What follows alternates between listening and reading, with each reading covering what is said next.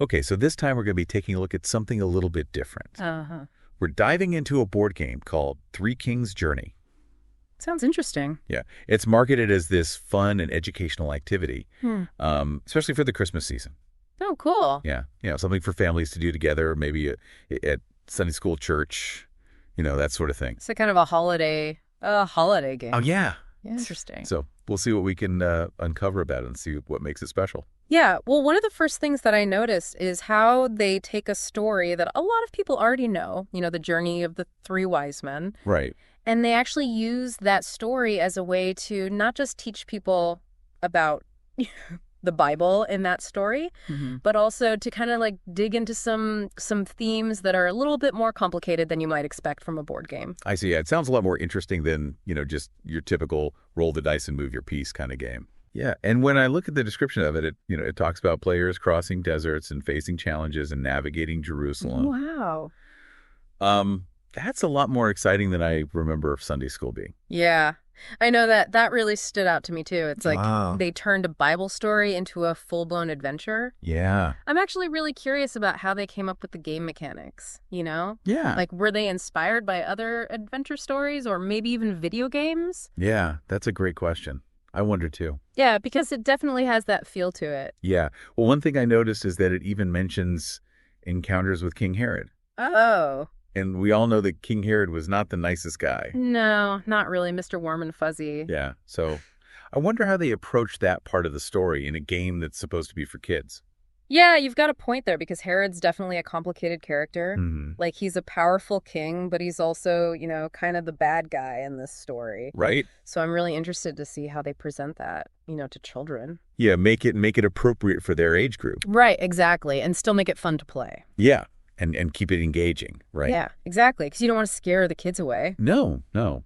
Maybe they make him like a challenging obstacle in the game. Oh, I see. Yeah. So like he could represent danger or, difficult choices that players have to make. Yeah, that's a good point. That would definitely add to the tension of the game. Yeah, exactly. Keep you on the edge of your seat. Right. Like, do you risk going near him or do you try to avoid him completely? It could Yeah. be a really interesting dilemma. Yeah. So, speaking of interesting, there's this big claim that the game teaches the true meaning of Christmas. Ooh, that's a bold statement. Yes, that's a pretty big statement. I wonder what they mean by that. I know, right? What is the true meaning of Christmas? It seems like everybody has their own idea. Right. Yeah.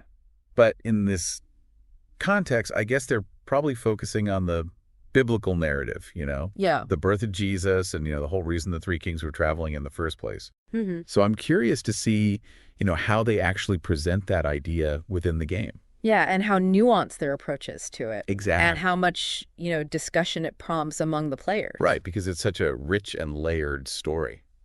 Yeah, so another thing they highlight is all these potential benefits for kids.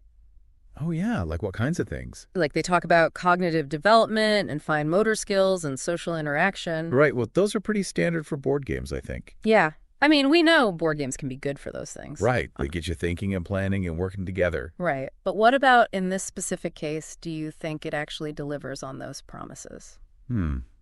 Yeah, that's a good question. Yeah. I mean, I'd have to play it myself to really know for sure. Yeah, of course. Yeah. But it seems like it has the potential, Yeah. especially with all the decision-making and strategy involved. Right. Yeah. And they also mentioned cultural awareness as a benefit, Oh, interesting. which I thought was really fascinating. Yeah, me too. How do they actually do that? Yeah. How do they go beyond just the basic story and get kids thinking about the historical and cultural context? Yeah.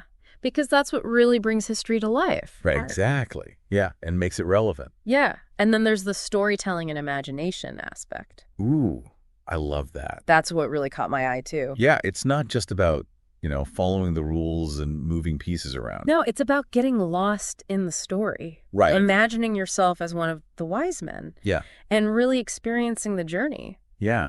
And I think that's where the real learning can happen. Absolutely. When you're actively engaged and using your imagination. Yeah, because it's not just about memorizing facts. Right. It's about understanding and connecting with the story on a deeper level. Yeah.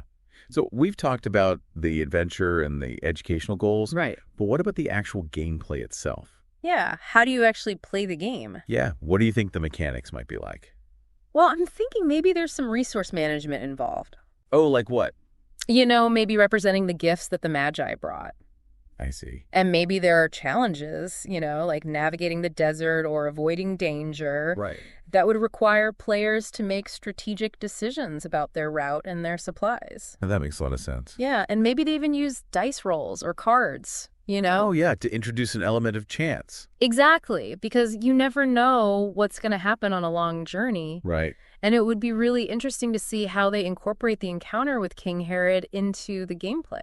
Yeah, maybe there's a risk-reward element to it. Oh, that's a cool idea. Yeah, like you could try to avoid him altogether, or you could risk trying to get an audience with him.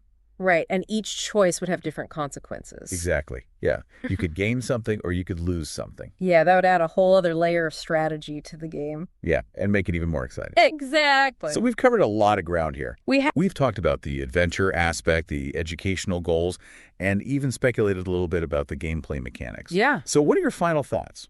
What does all of this mean for you? Well, I think this game really highlights how games can be powerful tools for learning, especially when it comes to history and culture. Yeah. Because they can make learning fun and engaging. Right. And it reminds us that learning doesn't have to be boring. No, not at all. It can be an adventure, Absolutely. just like the journey of the Three Kings.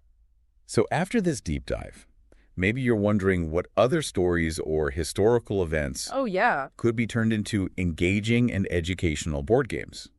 That's a great question. Yeah, something for you to think about. I know I'm already thinking about it. Yeah, The possibilities are endless. right. There's so much history out there just waiting to be brought to life in a fun and interactive way. Absolutely. It makes you wonder why there aren't more historical board games out there.